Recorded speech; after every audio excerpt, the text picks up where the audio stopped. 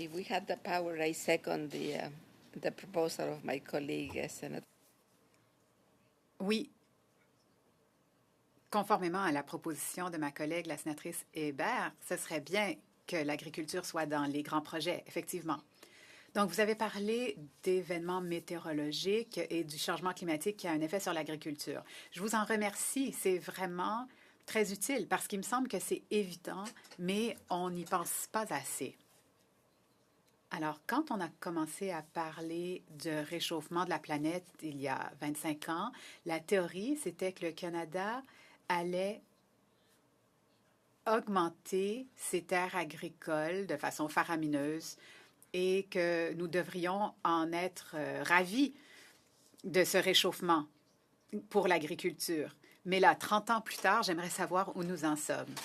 Parce que il faut noter que certaines terres agricoles sont appauvries, alors on perd des terrains agricoles. Alors j'aimerais savoir où en est-on dans cette course entre la température à la hausse et l'appauvrissement des terres. Donc j'aimerais votre réponse là-dessus. Mais pour la question des serres, au Québec, chez moi, nous avons une explosion du recours aux serres. C'est formidable. Et nous produisons au Québec une grande quantité de produits. Donc, en hiver, on peut manger des tomates et des concombres québécois. Imaginez.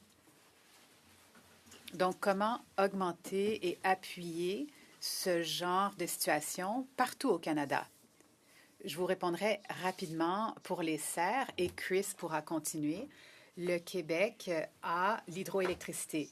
Et mon bon ami, le président de Savoura, est un formidable exploitant de serres au Québec. Et ils sont concurrentiels au niveau mondial parce qu'ils ont accès à l'infrastructure. Mais il faut composer avec toutes sortes d'autres défis au niveau de la main-d'œuvre et au niveau fiscal. Mais je pense que la première étape, c'est l'accès à l'énergie.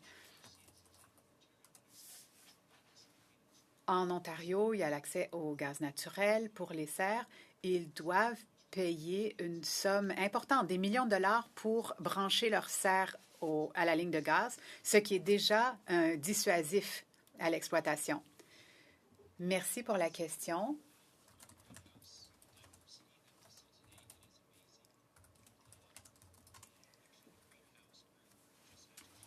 Alors, le groupe des serres vient juste de changer de nom parce qu'avant, il s'appelait le groupe des légumes de serre et maintenant, ils vont au-delà des légumes et produisent d'autres produits. Par exemple, les fraises, nous avons vu une grande croissance de production de fraises dans des tunnels, un genre de serre un peu moins sophistiqué, et dans la production à l'année.